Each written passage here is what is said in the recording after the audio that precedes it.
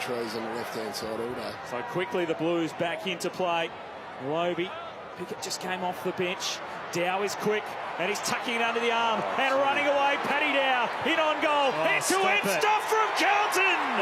Unbelievable from the Blues! Okay, welcome to the Blue Abroad show. I've got Paddy Dow with me. Paddy, welcome to the show, mate. Thank you, thanks for having me. You're welcome. First game back in the ones after a few weeks with the Northern Blues. Yep.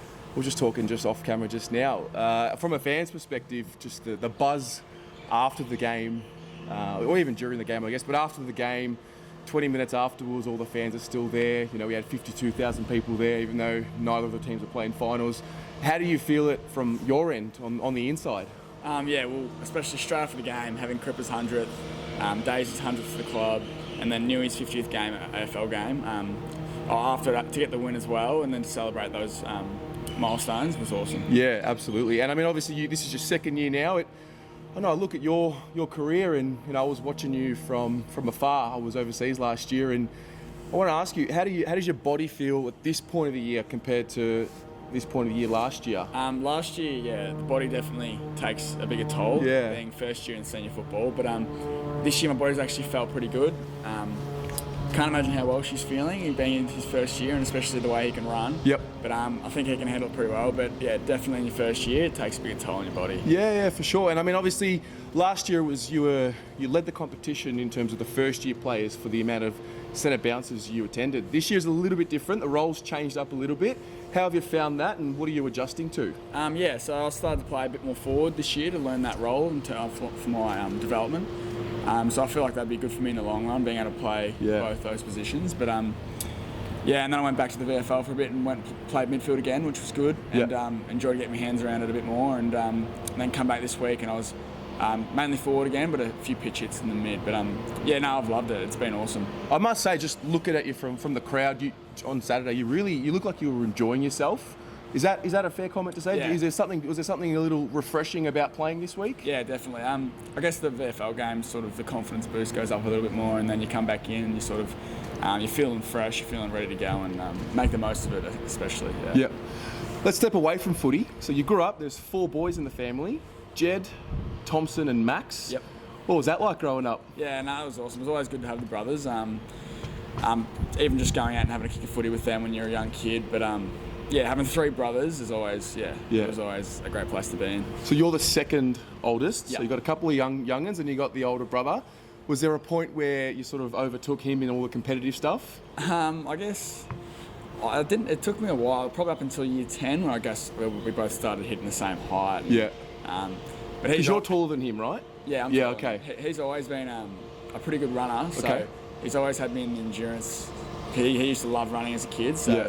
But it was always me and Thompson, the 2 middle ones, were always taller, and then Jed and Max, the oldest and the youngest, they were a bit shorter than us. So, yeah.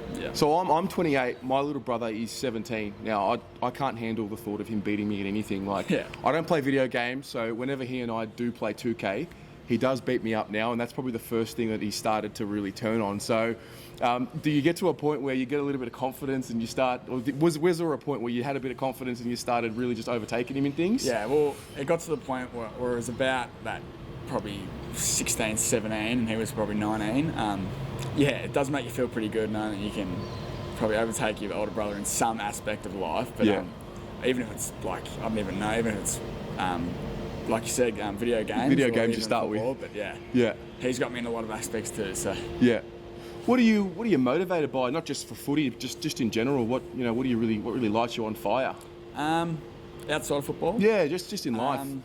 I love every other sport. I follow basketball, but I've got a great group of friends around Melbourne that I went to school with at Geelong Grammar, and I love catching up with them and seeing them on weekends or even on the day off. So I always love catching up with them, and then. Outside of that, I do uni as well, which is I've been enjoying too. Yeah, nice. So what are you studying? I'm still in business. Business, fantastic. So that's obviously something you want to look at post footy. And we had a chat with Kuda last week, and obviously it's a little bit different in the era that he played. So what's it like for a modern day footballer in terms of how the club sets you up post footy? Yeah, they encourage everyone to do something else outside of football. Whether it's it doesn't really matter what it is, just something to do to get your headspace out of football. Yep. But so I just do one subject, and on my day off on Wednesday, and then on a half day maybe I'll just do a little bit of study and stay on top of things. Beautiful, beautiful. And sort of moving on to, I remember an interview you did last year. You spoke a little bit about a matchup you had with Adam Treloar and how he just had that running power. Have you noticed this year you've sort of gained a little bit more? Yeah, definitely. Having Jack Russell come in too definitely helped everyone's running power, and we're all in great nick. But definitely slow steps each pre-season I think will definitely help that. But with Jack in the full off-season and pre-season this year, I think it's going to be a big positive for everyone. Yeah, for sure. I think just drawing the parallel to Jack Silvani, watching him this year, I've noticed he's just a little bit harder to tackle now. He's really strong through the hips. And the one thing I've noticed with you is you've always had the ability to, obviously you're a natural midfielder, so you have the ball above your head, you get tackled around your waist, and you're just able to hold it a little bit better than what, I guess, your first year or early this season. How long do you think it takes until you really get that full confidence in your strength? Yeah, I think it's just there's an aspect that it's up to you to go to the gym and do that stuff, but then also waiting for your body to fully develop as well. Yeah. I think I've still got some body I feel like my body's still got to develop a bit more, but then going to the gym and doing exercises that the strength and conditioning give for you, and that definitely helps. Yeah, for sure. I remember I spent some time with in Shanghai with the Port Boys, and a few of the older players spoke a bit about how your first few years are just really just finding your feet. You got the programs that the club set for you, and then you get to maybe your 6th or 7th year, and then you start thinking about yourself and what works for you. Do you feel that you're probably still on that path with what the club are giving you, or do you have a good feel of where your body's at and what works for you? I feel like last year and the first half of this year was sort of just going through that. I was listening to them, taking everything in, but I feel like at the moment I'm starting to slowly learn things that I feel like work for me, and adapting to that. Yeah, that's cool. You mentioned basketball, so NBA fan. I followed it, but I haven't really followed it this year. Okay. It was more like last year, but Yeah, no, I'm excited. I was a Tracy McGrady fan, so I just fell into nothing when he got injured and he left, and I wasn't going to follow San Antonio or Detroit or anything like that. But are there any other sports that you like to watch or consume when you're not looking at footy? What is there? Well, I would love to go watch my brothers play football. Yep. And I'd love to go watch them play their junior sports. But I don't mind watching the cricket. Yep. I can't watch it for hours on end, but I'll be able to watch patches of it, and I don't mind that. So. Yeah, I'm the same. I mean, if I'm at the cricket with the boys or with whoever and we're enjoying it, it's all right. But the same. The Test cricket's obviously on at the moment. We've got the Ashes.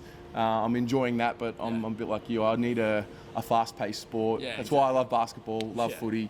Yeah. All right. Awesome. Well, Paddy, mate, thank you so much for your time. Really appreciate it. From the fans' point of view, we're loving what you've brought to the club. Still figuring your way out, not only in footy but in life as well. So really confident that another pre-season, bit more confidence in you. You're going to have a really good career, and we wish you all the best, mate. Perfect. Thank you very much. Cheers, brother.